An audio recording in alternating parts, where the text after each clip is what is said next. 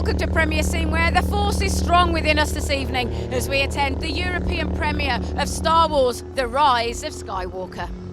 Kind of the recurrent themes really throughout the Star Wars stories have been about friendship and camaraderie. Is that something that kind of resonated with you? Oh, very much so. I mean, yes, the stories are about that, but also what happens on set is also very much the same. We're all a really close group of people. It's often referred to as the Star Wars family, the Lucasfilm family, and I feel very lucky to be a part of that. I'm so excited to be here. I'm so, this is great. No, I'm over the moon. And you know what it is? It's because it's the last leg and it's in London, and I walk around here a lot, and being home to celebrate this film, my first premiere ever in London, it's huge. I'm so happy. And the character as well, she's fantastic. We see so much of her backstory. When you read for the part, you must have thought, I can really get my chops. Yeah, you know what's crazy is actually like when I auditioned, I never got the real script. So I kind of would have to like take little pieces of what I thought was about the character, piece it together to make what I thought the character would be. It's only after I got the part that I figured out that she was this incredible character. And she's really brave, she's gutsy, she's ballsy. It must have been really nice to be able to kind of get your teeth into her. Yeah, totally. It was so lovely to inhabit a character that felt so grounded and strong and courageous, and that's something I would want to bring out of myself, you know, in my everyday life. So it was a great practice for that. You must have been ecstatic when you see the evolution of your character.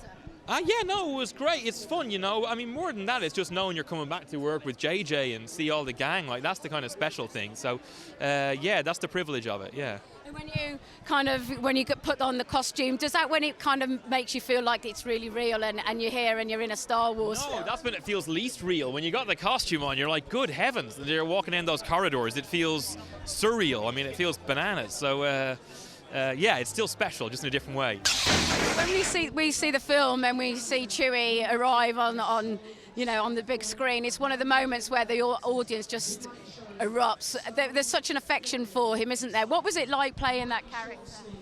I mean, playing Chewbacca is so. As a fan of Star Wars, I know that Chewbacca is beloved and how important he is for the story, because he's just a presence. And he doesn't say much, but he's always actively involved in setting the tone for the adventure and keeping that friendship, which I love about these stories. The friendship is so strong, and especially with this film, we're gonna see how well that friendship lasts and how strong of a force that is. What's interesting for you as an actor and a performer in the suit, you do say a lot, but obviously not saying a lot. Can you tell us a little bit about your preparation for and how you kind of express yourself through the costume, really? Yeah, well, that just comes from learned experience, but also we had dogs when I was a kid, and I remember those dogs never spoke, but we always, we reflect on animals. And we think we make up what we interpret their behavior to be, and there is a wonderful storytelling to be learned from that. And I think I've used that in my Chewbacca performance, but mostly it's been also watching silent films and learning how to best and efficiently deliver the intent of the scene or the character's behavior at the right time. Can you tell us a little bit more about how you got the role and how important was it for you to get it? Right, I first played the scene on Solo, the spin-off. So I first got in there with everyone. The CFX all helped me and everything, the whole crew. So it was really good. So obviously I did the droids and them and some creatures, and they thought I was good, and then obviously they called me up for the little guy. So yeah, it was a big step up as well. Like, it's a huge move from there to there. But yeah, it was really cool and fun. And can you tell us a little bit more about kind of going into the costume and was it claustrophobic? Can you share a little bit more about that? All right, to get me in the costume now, Lee does the animatronics and the moving, so it's like a two-role thing. So when I needed to go in it, he just picked me up and put me in it. And that's how we did things. And then at the same, he put the dome on me, check if everything goes okay, and that was it. That was it really. And then I just do my movements, and that was it. gets hot in there a lot as well. And I would imagine as well that they probably do a lot to kind of look after you and protect for the safety aspects of being in the costumes. Yes, yeah, they do. They always make sure that I'm safe and everything before I do go in, and that the surface is all right for me to move on. And did you work with any of the other leading cast as well, as you're acting against them? No, I think the only person that had one scene is which was big was Anthony Daniels, so that was it. But yeah, very cool. And what will you take away with you from being a part of the Star Wars franchise, really? A lot. It's taught me a lot. It's taught me how the movie industry works. I've met loads of lovely new people, friends, and people that are like family to me, and obviously just keeping up with them and being cool with them. I mean, audiences are really not going to be disappointed. This is epic, isn't it? Oh, fantastic. I think so. I mean, I think that there's so many ways in for people, for the audiences to enjoy this. And I would encourage everyone, just go. We waited 42 years. Go enjoy it. Don't pick it apart. Don't pick it. This is a movie for this time, for this year, for this age. Just go have fun. I think it's epic, stunningly beautiful, fantastic performances, and hopefully everyone could just relax and enjoy it. And we've done it justice. I mean, I've had the privilege of interviewing Richard Edlund in the past, who worked on the original Star Wars visual effects. So I was watching it last night thinking this is the kind of effects that these guys would have created if they had got the tools and the computer technology to actually create and craft. Is that Sure.